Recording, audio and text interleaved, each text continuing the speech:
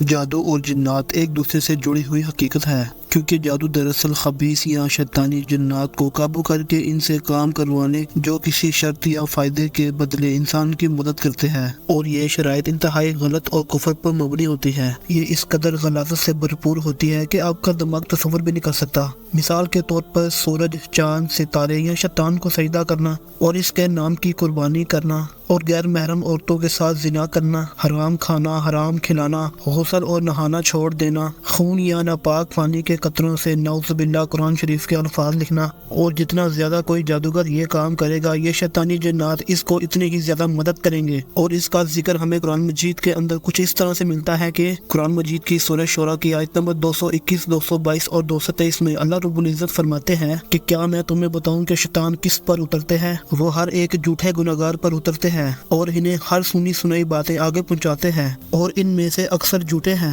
دوستو یاد رکھیں کہ ہر جنات یہ مدد نہیں کرتے، کیونکہ ان کے اندر بھی نیک اور خبیث جنات موجود ہوتے ہیں، جس کا ذکر ہمیں قرآن مجید کی سورہ جن کی آیت نمبر 11 اور 12 میں ملتا ہے۔ اور یہ کہ ہم میں کوئی نیک ہے اور کوئی اور طرح کے، ہمارے کئی طرح کے مذہب ہیں، اور یہ کہ ہم نے یقین کر لیا ہے کہ ہم زمین میں خدا کو ہرا نہیں سکتے اور نہ بھاگ کر اس کو تکا سکتے ہیں۔ دوستو جادو اردو زبان کا لفظ ہے، نہ کہ عربی زبان کا، جبکہ جادو کو عربک میں سحر کے نام سے بلایا جاتا ہے، جس کا مطلب ہے حقیقت کو پھیر دینا یا دھوکہ دینا، جو کہ بس نظروں کا دھوکہ ہوتا ہے، کیونکہ یہ حقیقت کے اندر کچھ بھی نہیں بدلتا، جبکہ اس کے مخالف معجزے کے اندر حقیقت کو بالکل بدل دیا جاتا ہے۔ جادو میں خاص طرح کے کفریہ کلمات پڑھ کر ایک ایسا عمل کیا جاتا ہے جس کی وجہ سے کسی انسان کا جسم، دل و دماغ اسے چھوئے بغیر متاثر ہو جاتے ہیں، جس کی وجہ سے کوئی بھی شخص بیمار ہو سکتا ہے، نامرد بن سکتا ہے، میاں بیوی کے مابین لڑائی بھی ڈلوائی جا سکتی ہے، اور نفرت بھی، اور یہاں تک کہ ان کو قتل بھی کروایا جا سکتا ہے،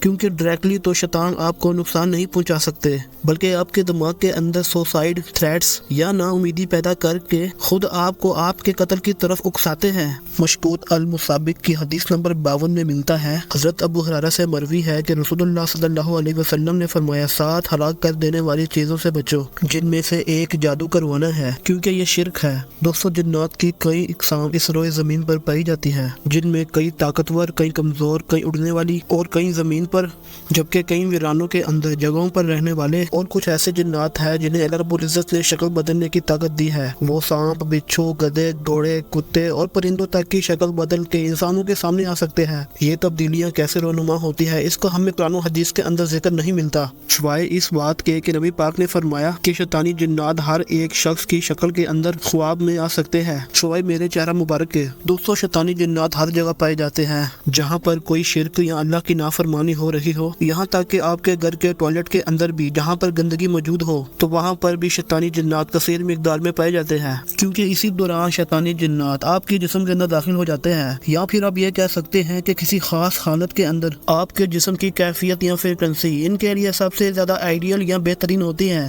یا پھر غصے کی حالت میں یا پھر بے حیائی کے وقت یہ آپ کے جسم پر جلدی حملہ کرتے ہیں اور آپ پر اٹیک کر کے آپ کے دماغ کو اپنے قابو میں کر لیتے ہیں، اور اس کے بعد آپ سے مزید اور گناہ کروا کر آپ کو اس کا عادی بنا دیتے ہیں، یہاں تک کہ جب تک آپ ان گناہوں سے توبہ نہ کر لیں۔ یہ وہ جادو ہے جو کہ آپ انجانے کے اندر خود اپنے اوپر کرواتے ہیں، لیکن آپ کو اس کی خبر تک نہیں ہوتی، یعنی کہ یہ وہ جادو ہے جو خود بخود ہو جاتا ہے، کوئی آپ پر نہیں کرواتا بلکہ آپ خود کرتے ہیں۔ اس جادو کو حسیب کا نام دیا جاتا ہے۔ یہ وہ جادو ہوتا ہے جب آپ جنات کو خود اپنے آپ پر حملہ کرنے کی اجازت دیتے ہیں، جب آپ مزید نحوست کا شکار ہوں، مسلسل گناہوں کے اندر پڑے ہوں، نماز، روزے، زکوٰۃ، صدقہ اور اللہ کی نافرمانی اور اللہ کی عبادت سے غافل ہوں، اور رسول اللہ کے فرمان کے مطابق نمازیں اور نفل نہ پڑھ کر گھر کو قبرستان بنا دیتے ہیں جہاں پر زندہ لوگ نہیں بلکہ مردے رہتے ہیں۔ دوستو جیسا کہ ہر ایک بیماری کی علامات ہوتی ہے، بالکل اسی طرح سے حسیب کی بیماری کی علامات کے اندر انسان مسلسل ایک گناہ کرتا رہتا ہے اور پھر اس گناہ کو خود پر بڑھا کر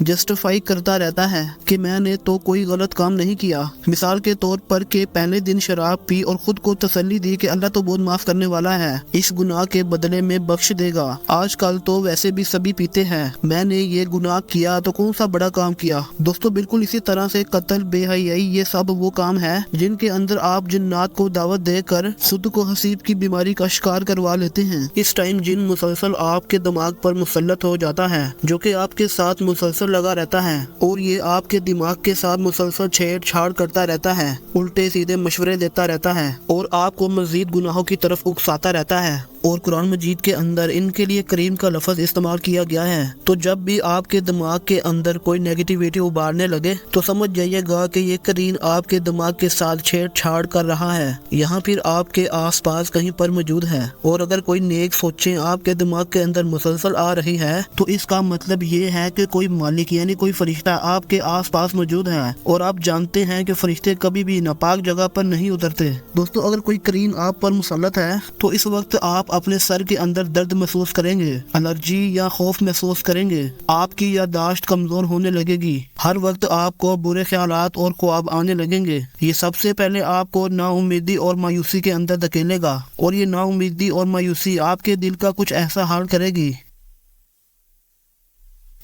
سب سے زیادہ مایوسی اور نحوست نجومی لوگ آپ کے دلوں کے اندر ڈالتے ہیں کہ اگر آپ نے یہ نیک کام نہ کیا تو آنے والے وقت میں آپ کو بہت ہی زیادہ مشکلات کا سامنا ہوگا، اور اگر آپ نے ہماری بات کو نہ مانا اور اسے چھوڑ دیا تو گویا کہ آپ کی ساری زندگی نحوست اور نا امیدی سے بڑی ہوئی ہے۔ جبکہ اللہ رب العزت نے لوح محفوظ میں ہر انسان کا پہلے سے ہی لکھ رکھا ہے کہ کس کو کتنا رزق دینا ہے، کس کو کتنا مال دینا ہے، کہ کس کو کتنی عزت دینی ہے، کس کو کتنی ذلت دینی ہے، سب کچھ اس لوح محفوظ میں پہلے سے ہی لکھ رکھا ہے۔ دوستو، آفرین ہے ان لوگوں پر جو نجومیوں کے پاس جا کر جو کہ اپنا ہاتھ دکھا کر کہتے ہیں کہ ہماری ذلت اور رسوائی کی آخرکار وجہ کیا ہے۔